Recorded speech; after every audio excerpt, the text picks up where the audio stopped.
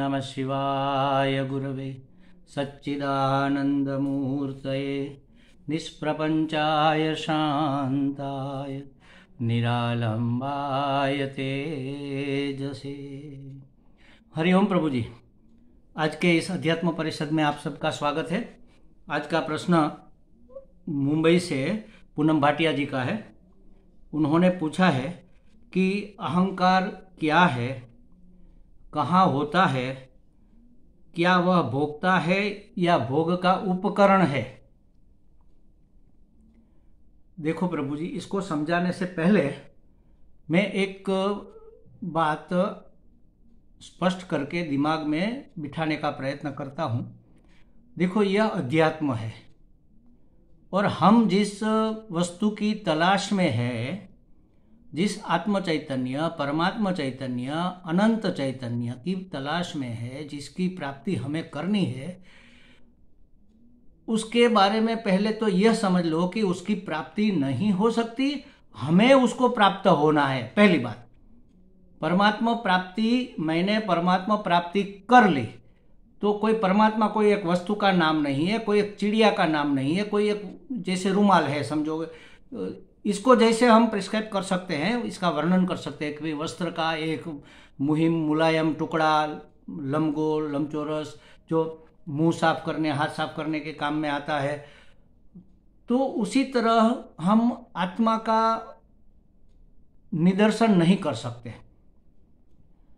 कुछ बातें संकेत से समझी जाती है, समझनी होती है, और इसके लिए हमारे पास सूक्ष्म बुद्धि होनी चाहिए। अरे महाराज, हमारे पास तो बहुत बुद्धि है, बलों को, अच्छों को हम शीशे में उतार देते हैं, तो ये दुर्बुद्धि की बात नहीं है। शुद्ध बुद्धि होनी चाहिए, शुद्ध और सूक्ष्म और स्थिर, ये तीन विशेषण वाली बुद्धि अगर हमारे पास है। स्थिर बुद्धि माने एकाग्र बुद्धि, किसी एक ही विषय को आगे रखकर सोचे, एक साथ अनेक बातों में घूमती रहने वाली बुद्धि स्थिर बुद्धि नहीं है। डाल डाल पर घूमती रहती है, ये बुद्धि व्यवसायिका बुद्धि नहीं है। तो एक ही व्यवसाय जिसके पास हो, जिस समय जो करना है उस समय वही करे, दूसरे समय जो दूसरा करना है वह करे, ऐसी स्थिर बुद्धि। और सूक्ष्म होनी चाहिए, माने महीम से महीम बात को पकड़ सके, ऐसी होनी चाहिए। सूक्ष्म बुद्धि, स्थिर बुद्धि और शुद्ध बुद्धि, जो पॉजिटिव ही सोचे, पॉजिटिव माने जो है वास्तविक है उसके बारे में सोचे, कुतर्क न करे, सुतर्क करे, ऐसी बुद्धि हमारे पास हो। इसको कहेंगे अंतःकरण शुद्धि या चित्त शुद्धि या बुद्धि की शुद्धि।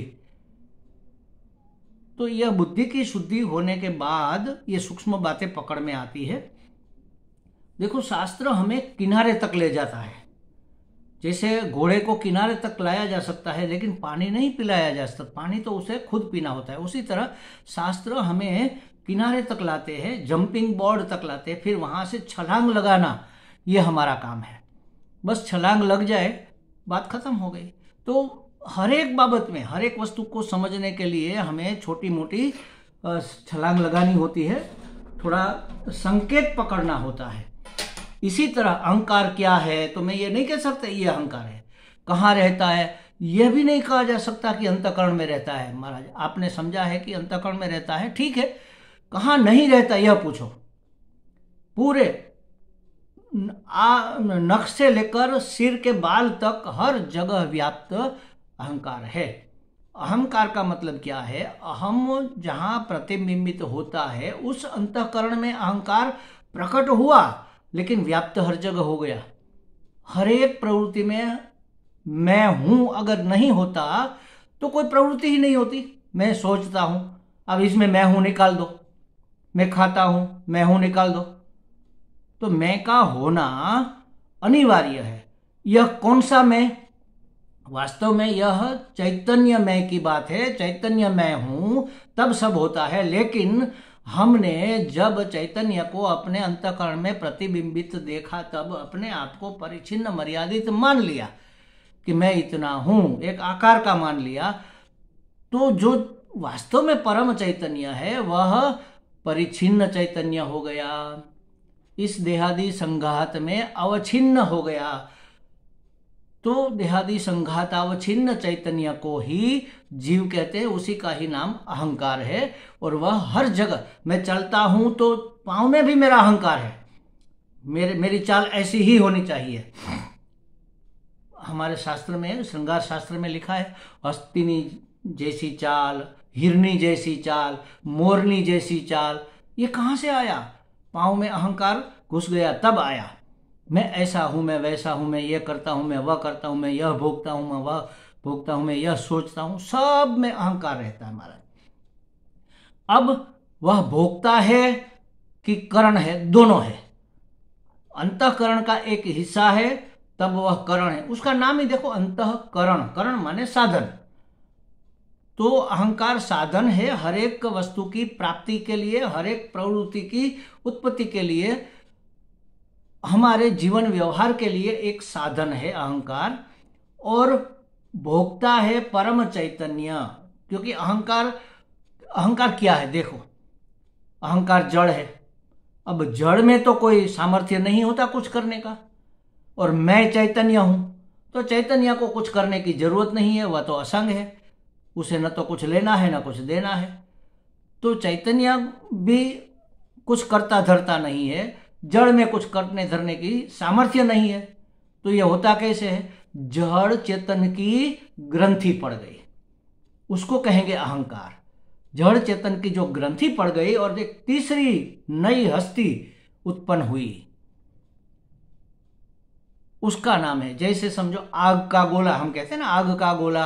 अब आग का गोला होता नहीं है और गोला में आग होती नहीं है, तो आग एक लोहे के गोले को इतना तपाया कि लाल घुम हो गया, तब हम कहेंगे कि भाई दूर रहना, ये आग का गोला है, जला देगा।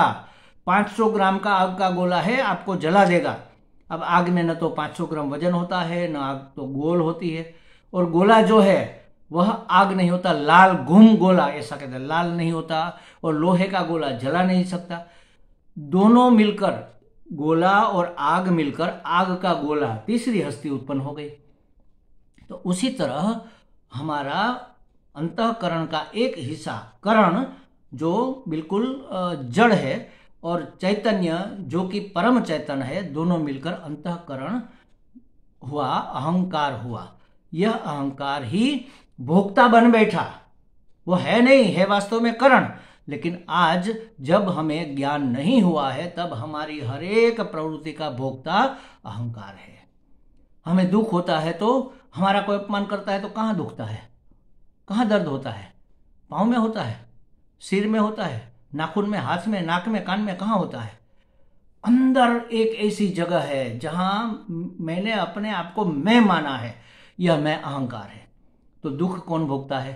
अहंकार। जो दुख भोगता है वही तो सुख भोगेगा, और उसमें भोगने की सामर्थ्य तो है ही नहीं, क्योंकि वह जड़ है। तो चैतन्य से चेतना उधार लेकर अपने आप को कर्ता भोक्ता मान लिया।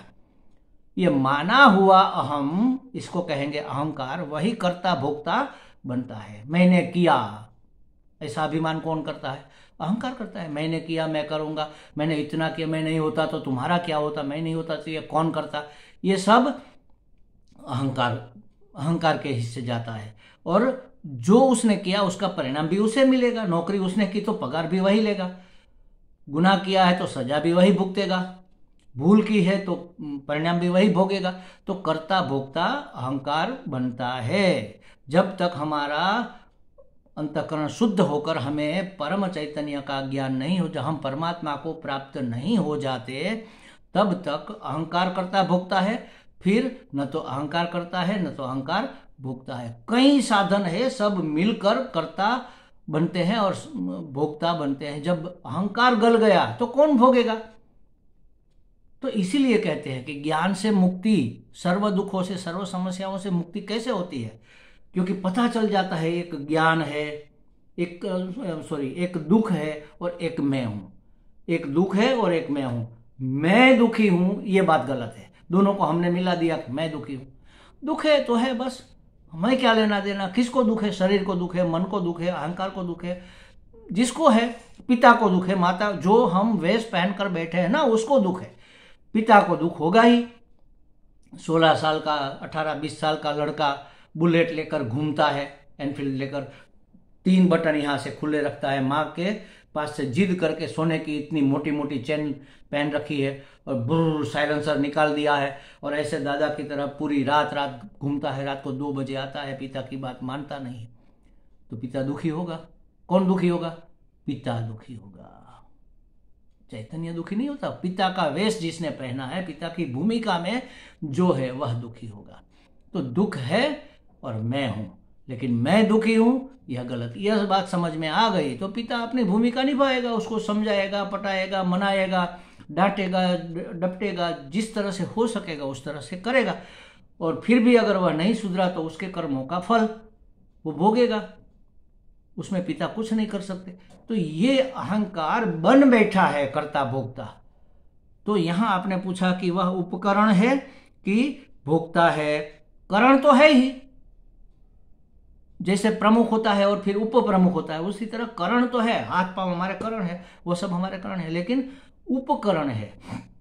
जैसे समझो चम्मच ये करण है, ये साधन है। अब चम्मच को पकड़ने के लिए उपकरण ये हाथ है। तो उसी तरह उपकरण तो है ही अहंकार हमारा, लेकिन सिर्फ उपकरण न रहकर वह जबरदस्ती दादागिरी करके कर्ता भोक्ता बन बैठा है। अपने आप को कर्ता भोक्ता मान लिया है और उसी तरह अपना जीवन, पूरा जीवन अपने आप को कर्ता भोक्ता मानकर कर रहा है। और यही समस्या है। अपने आप को कर्ता भोक्ता मानना बंद कर दे तो कोई समस्या नहीं है। जो करेगा भोगेगा। शरीर ने किया है, शरीर को उसका भोग मिलेगा। कर्मों का फल है, भोग लो। दुख आया, सुख आया, ठीक है, उसमें कोई रस रुचि नहीं है। दुख आता है तो भी मौज में, सुख आता है तो भी मौज में। ऐसी स्थिति को प्राप्त होना, यही हमारा लक्ष्य है। ऐसी स्थिति जब प्राप्त होती है तब हम परमात्मा को प्राप्त हो जाते हैं। हमें परमात्मा प्राप्त हो जाता है ये गलत बात है।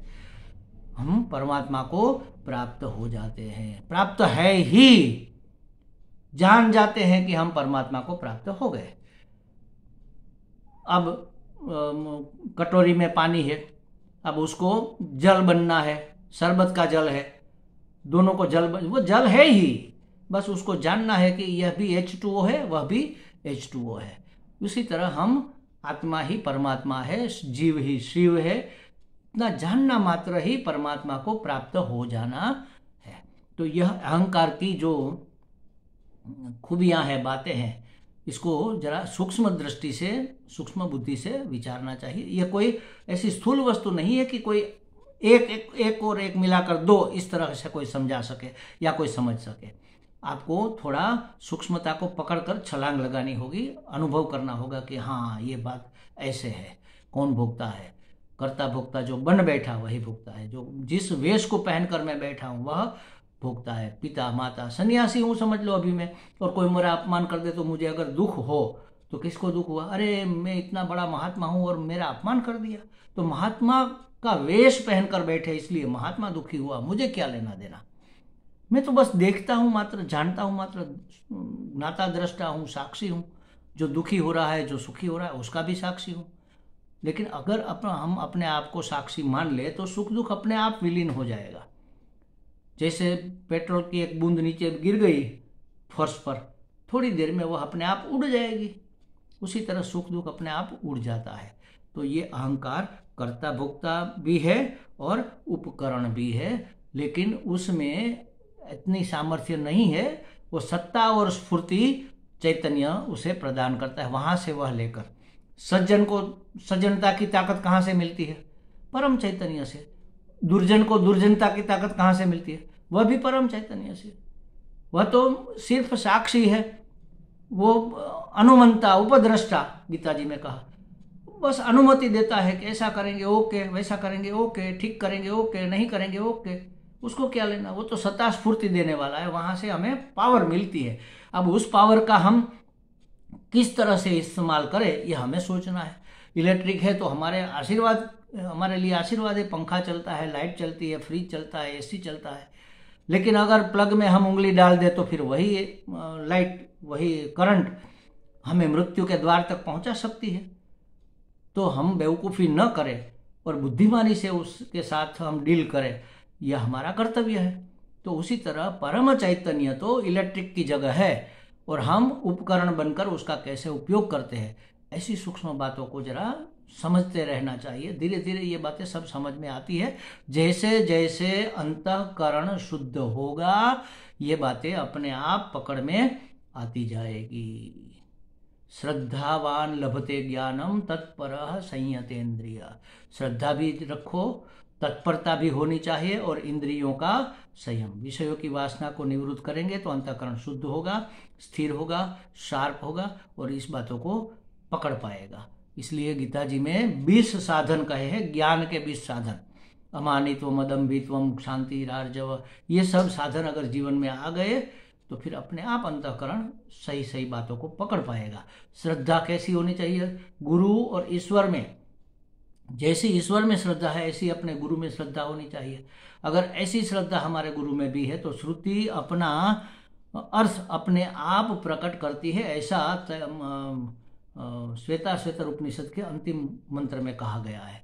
तो ये सब बातें हैं जो हमारे उपयोग में आती है, हमारे काम में आती है। शास्त्र को धीरे धीरे अध्ययन करते करते, सत्संग करते करते सब बातें स्पष्ट होती जाती है और बातें पकड़ में थोड़ा थोड़ा थोड़ा थोड़ा करके उजाला होता जाता है। एक दिन आएगा जब पूर्णिमा का पूर्ण उजाला हो जाएगा। हमें लगता है पूनम जी को कुछ स्पष्टता हो गई होगी। हरि ओम।